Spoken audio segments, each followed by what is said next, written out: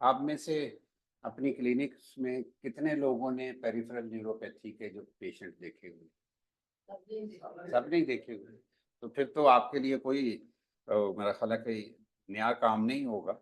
लेकिन बहरहाल इसमें जो एक चीज़ जो सबसे इम्पोर्टेंट है, 4 किस्म की न्यूरोपैथी होती है, peripheral neuropathy, diffuse neuropathy, mono neuropathy, radiculopathy और दूसरी जो अदर न्यूरोपैथीज़ जो आ रही है। ठीक है जी। अब आ जाता है एपिडेमियोलॉजी। इसमें जो बड़ी हैरत वाली बात ये है कि 6 टू 51% इसकी एपिडेमियोलॉजी एडल्ट्स में, स्पेशली जो डायबिटिक के पेशेंट में। इसलिए डायबिटिक के पेशेंट में आपका के पास कोई भी डायबिटीज का पेशेंट आ जाए तो आपने उसको पहले से ही उसको ट्यून करना है ताकि वो पेरिफेरल न्यूरोपैथी से बच जाए। अच्छा, ये जो पेरिफेरल न्यूरोपैथी है that is the complication of diabetes.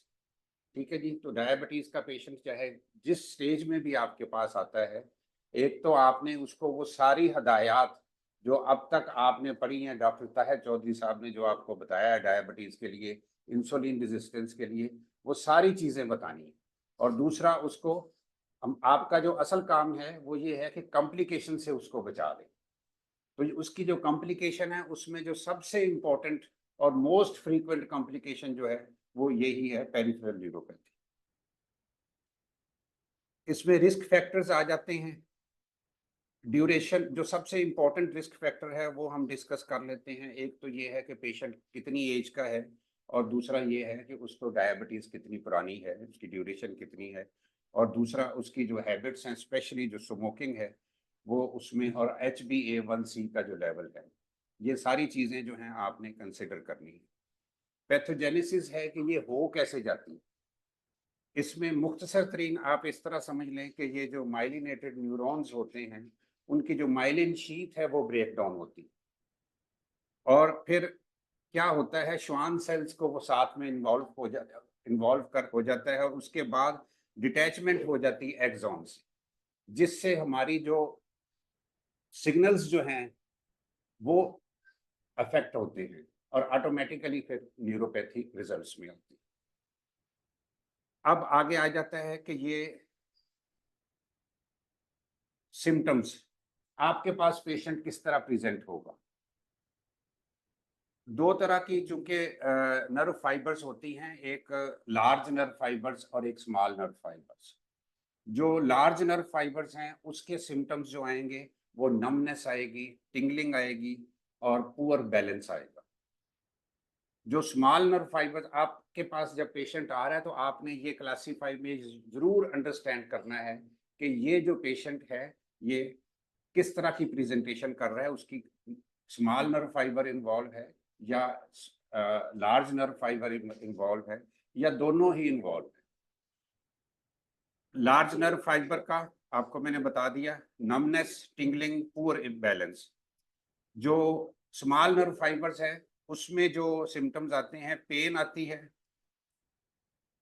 Burning sensation आती है, और कई पेशेंट्स में उनको वो आके मरीज बताते हैं जी कि मुझे ऐसे जैसे बिजली का करंट लगता है, इस तरह की मुझे फीलिंग्स आती है।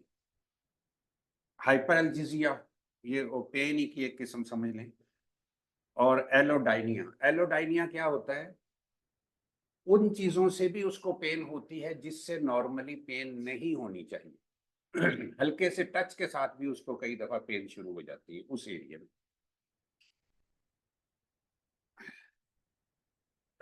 अब क्लिनिकली आपने जो उसको असेस करना है, उसमें ज़्यादातर जो मैंने प्रैक्टिकली देखा है, बड़े बड़े जो डायबिटीज़ के स्पेशलिस्ट हैं, ये दो टेस्ट ही नॉर्मली करते हैं, एक टच सेंसेशन टेस्ट और दूसरा ट्यूनिंग फोर्क के साथ वाइब्रेटरी सेंसेशन टेस्ट करते हैं, जिससे एक अंदाज़ा लगाया जाता है कि भाई उसका पेरिफेरल न्यूरोपैथी का लेवल क्या है। और साथ में मैक्सिमम रिफ्लेक्सेस करते हैं, मेनली उसमें एंकल रिफ्लेक्स का रोल होता है जो कि मुतासर हो जाता है। अब आ जाता है कि इसमें आपने अप्रोच कैसे करना है।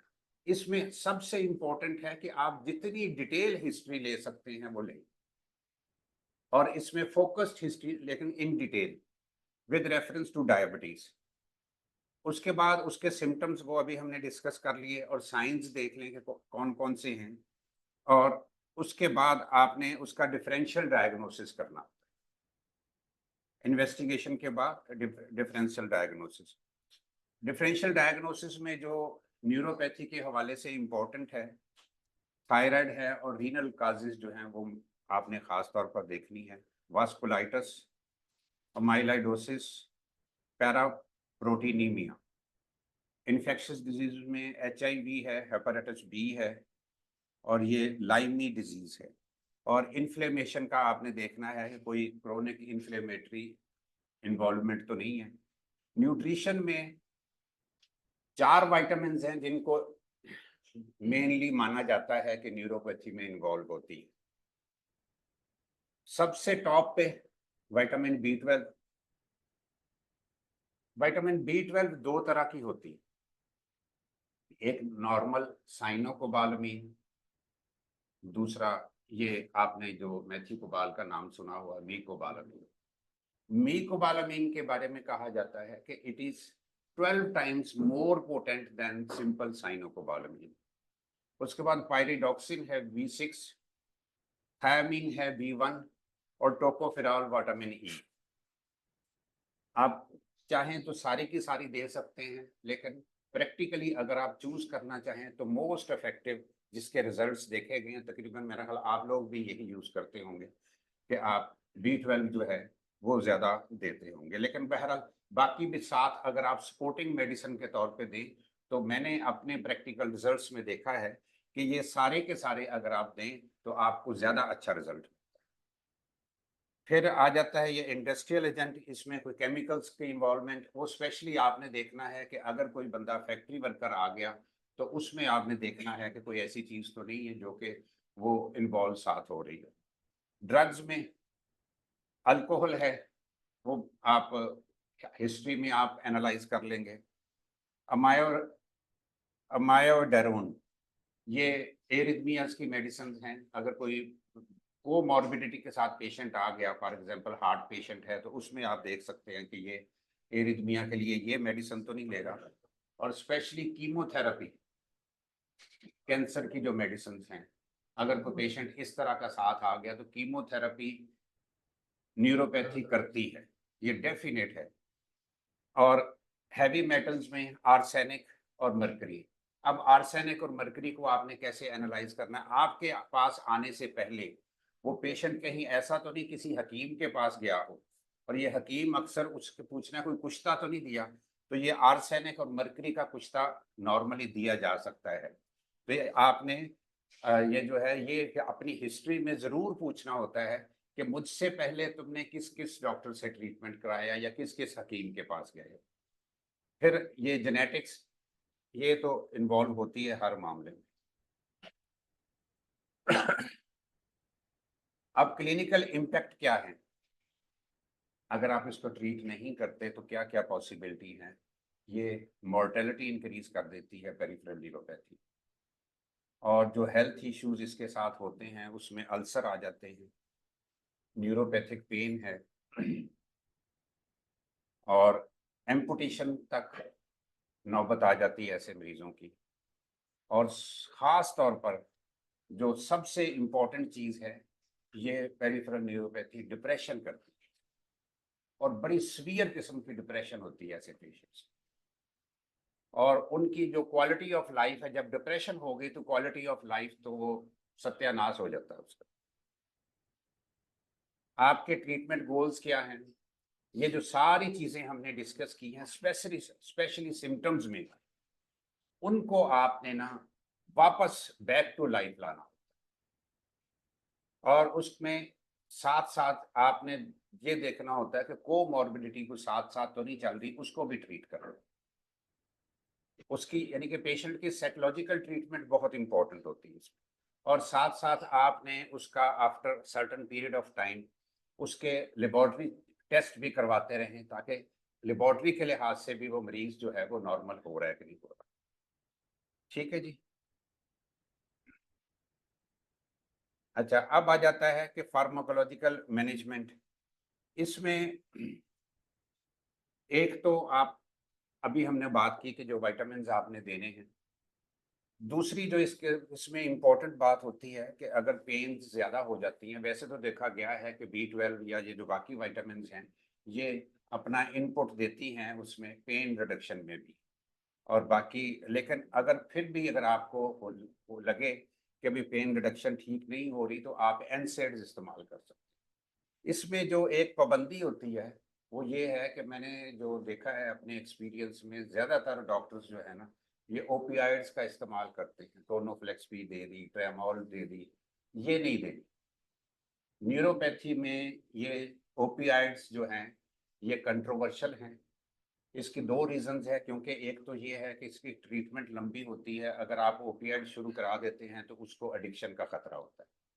दूसरा ये है कि प्रैक्टिकली देखा गया है कि इतने शानदार रिजल्ट्स नहीं है न्यूरोपैथी में। आप लोगों का क्या एक्सपीरियंस है?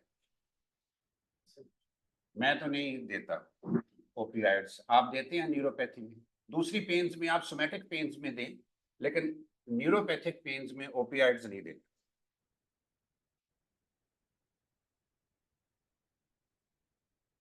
अब आ जाता है जी डाइटरी सप्लीमेंट्स। डाइट का रोल तो होता है हर मामले में। ये तो स्पेशली अगर उसकी कोई मॉर्बिडिटी है उसमें भी आपने उसको बताना है। और हमारा एक चीज़ मैं आपको बताऊं, हमारा मरीज़ जो है ना, पाकिस्तानी मरीज़, उसका एक सवाल बहुत ही कॉमन है कि डॉक्टर साहब मैं क्या खाऊं और क्या ना खाऊं। तो इसलिए आपने उसको डाइटरी जो है ना वो सजेशन ज़रूर देनी है। उसमें आप चार्ट बना के दे दें या जैसे जुबानी समझा दें, लेकिन ये डाइटरी जो है ना, ये आपने उसको सजेशन जरूर देनी। अच्छा, एक और चीज देखी गई है डायबिटीज के पेशेंट में, स्पेशली आप लोगों ने शायद इस बात का, आप चूंकि माशाल्लाह काफी ज्यादा CMEs अटेंड करते हैं, आपके इल्म में होगा कि एक मेडिसिन है जो डायबिटीज में फ्रीक्वेंटली इस्तेमाल की जाती है, ग्लूकोफेज या मेटफॉर्मिन। इसका भी एक साइड इफेक्ट है कि ये B12 डेफिशिएंसी करती है। तो अब पेशतर इससे कि मरीज को पेरिफेरल न्यूरोपैथी हो, तो फिर आप उसको सजेस्ट करें कि जी आप मेथी कुबाल ले लो या कोई और जो भी आप पसंद करते हैं वो ले लें। बेस्ट ये है कि जैसे ही मरीज ने आपके पास डायबिटीज का पेशेंट आ गया, तो आपने फौरी तौर पर प्रिवेंटिवली उसको शुरू करवा देनी है B12, जिस भी फॉर्म में आप शुरू कराते हैं। उसकी वजह यह है कि पेशेंट मेटफॉर्मिन ले रहा है और ये क्लिनिकल ट्रायल्स वर्ल्ड वाइड ये साबित हो चुका है कि मेटफॉर्मिन जो है वो B12 डेफिशिएंसी करती है। तो आपने इंतजार नहीं करना कि उसमें न्यूरोपैथी डेवलप हो तो फिर आप दें। डायबिटीज के हर पेशेंट को आप शुरू में ही शुरू करा दें। और इसमें हाँ, जो एक और भी टारगेट है वो ये है कि आपने पाँव की जो है ना उसको हाइजीन का, फुट हाइजीन के बारे में जरूर गाइड करना है। इसके बारे में एक फिक्रा बोला जाता है, अक्सर बड़े बड़े डायबिटोलॉजिस्ट जो हैं वो बोलते हैं, मरीज को कहते हैं कि तुम मुंह बेशक ना धोवो, पाँव जरूर धोने हैं। तो फुट केयर जो है ये बहुत ही इंपॉर्टेंट है।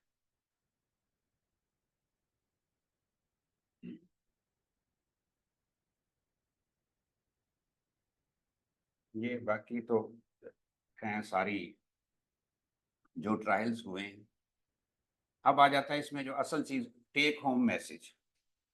ये एक समय समराइज हम कर रहे हैं कि एपिडेमियोलॉजी जो है डायबिटिक पेरिफेरल न्यूरोपैथी की 6 to 51% है। दूसरा ये है कि B12 डेफिशिएंसी मेनली लिंक्ड होती है। तीसरा, मैं आपको अपनी तरफ से ऐड कर देता हूं कि अगर पेशेंट मेटफॉर्मिन ले रहा है या उसकी हिस्ट्री है मेटफॉर्मिन लेने की, तो आप इन्हें इंतज़ार नहीं करना कि उसके अंदर न्यूरोपैथी डेवलप हो तो आप दें। तो उसको जितना जल्दी शुरू करा दें उतना अच्छा है। लेकिन एक और चीज़ है इसकी डोजेज के बारे में। डोजेज में ये है कि एक इंजेक्शन डेली बेसिस पे दिया जा सकता है। अल्टरनेटली अगर आप in the form of tablets देना चाहें, तो जो मेरे रिजल्ट्स हैं या जो मेरे जानने वाले दोस्त हैं जो प्रैक्टिशनर हैं बड़े बड़े, उसमें मेगा डोजेज ओरल फॉर्म में अगर आप देते हैं तो मेगा डोजेज में दें। रूटीन में एक गोली सुबह एक शाम दी जाती है, लेकिन अगर पेरिफेरल न्यूरोपैथी डेवलप हो चुकी है तो फिर आपको कुछ टाइम के लिए at least for 10 to 15 days double dose में उसको आपने देना है। अब कोई सवाल पूछना हो तो पूछ लें, वरना मैं चाहता हूं मैं आप हाँ जी B12 के डाइटरी सोर्सेज हैं, लेकिन इसमें एक चीज आपको मैं बताऊं, आपको पता है कि दो तरह के विटामिन होते हैं, एक वो होते हैं जो कि वाटर सॉल्युबल हैं और एक जो वाटर सॉल्युबल नहीं है, फैट सॉल्युबल होते हैं। जितनी भी हमारी गजाएं जो जब हम उनको 10 मिनट तक पका लेते हैं तो बी कॉम्प्लेक्स जो है और विटामिन सी, चूंकि ये वाटर सॉल्युबल में आते हैं, ये डिस्ट्रॉय हो जाते हैं। इसलिए बेस्ट ये है कि आप उसको एज ए मेडिसिन अपने नुस्खे में प्रेस्क्राइब कर दें। तो आप विटामिन बी को चेक करवाया आपने पेशेंट का, वो कम नहीं निकला, ज्यादा निकला, फिर आप नहीं फिर उसका बेसिक नहीं सुन तो लेना। फिर उसके बाद आपने ये करना है कि जो मैंने बाकी बताए हैं B6 और B1 और विटामिन ई, वो ऐड कर सकते। ये बात सुने, इसका सबसे बेहतरीन मेथड है कि आप मरीज को कहें कि वाटर इनटेक अपना बढ़ा दें। विटामिन B12 वाटर सॉल्युबल होने की वजह से उसका एक रिजल्ट है कि आप वो चूंकि पानी में मिक्स हो जाती है तो वो बाय यूरिन जो है वो निकल जाती है। आपको कोई मेडिसिन देने की जरूरत नहीं इसके साथ।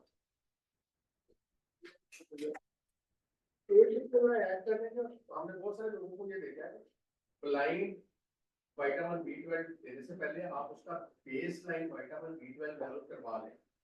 बहुत सारे पेशेंट में हमने देखा कि नॉर्मल से भी ज्यादा होता है। नहीं, वो तो इन्वेस्टिगेशन में आ गया ना कि आपने जो कुछ भी करना है आफ्टर इन्वेस्टिगेशन करना है। तो B12 का टेस्ट आजकल कॉमनली होता है, कोई इतना महंगा भी नहीं, कितना जी। हाँ, डायबिटीज के पेशेंट का आप B12 मतलब एक चीज है, दैट डिपेंड्स कि आपके पेशेंट का लेवल क्या है। अगर आपका पेशेंट इन्वेस्टिगेशन ओरिएंटेड नहीं है तो आप शुरू करा सकते हैं। आमतौर पर ये इतना कॉमन नहीं है B12 डेफिशिएंसी या B12 की एक्सेस डेफिशिएंसी तो बहुत कॉमन है, बहुत कॉमन है। उसकी वजह ये है कि आपकी जो एब्सॉर्प्टिव, ये जो हमारा जितना फास्ट फूड है ना, फिर उधर ही बात आएगी, आपकी माल एब्सॉर्प्शन इतनी ज्यादा हो चुकी है कि विटामिन B12 डेफिशिएंसी बहुत सारे लोगों में बड़ी कॉमन है। नहीं B12 डेफिशिएंसी तो कॉमन है, B12 एक्सेस की मैं बात कर रहा हूं। एक्सेस बहुत सारे लोगों का। अच्छा, पता नहीं, मैंने जितने भी पेशेंट्स का करवाया है, क्योंकि वो लोग बड़े डाइट रिस्ट्रिक्टेड हुए होते हैं और उनका विटामिन B12 लेवल ज्यादातर, चूंकि हम लोग अब ज्यादा आता है कि हमने ज्यादातर लोग जो है वो हो रहे हैं। हाँ जी, तो आप हर्बल की प्रैक्टिस करते हैं, हम भी करते हैं। हर्बल में क्या देंगे? हर्बल में क्या देंगे? किस, ये डायबिटिक न्यूरोपैथी के लिए? अब वो मैं हर्बल की मेडिसिन बताऊं वो तो अच्छा नहीं लगता। ये क्वेश्चन सबका नहीं, आप मुझे ये खाने के दौरान पूछ लीजिएगा। मैं एक एलोपैथिक स्टेज पे खड़ा हूँ, अच्छा नहीं लगता। ये जब तक आपकी डायबिटीज की मेडिसिन चल रही है, अगर तो आप डॉक्टर ताहिर चौधरी के नुस्खे पे चलते हैं और आप उसकी डायबिटिक रिवर्सल को साथ लेके चलते हैं, तो जैसे ही उसकी सारी सिम्टोमेटोलॉजी, ये स्पेशली जो मैंने आपको स्मॉल नर्व फाइबर्स और लार्ज नर्व फाइबर्स का बताया, अगर आपके सिम्टम्स कवर अप हो जाते हैं तो फिर आप बंद कर सकते हैं, इसको जल्दी नहीं बंद कर सकते। ओके, बहुत शुक्रिया डॉक्टर साजिद कयूम।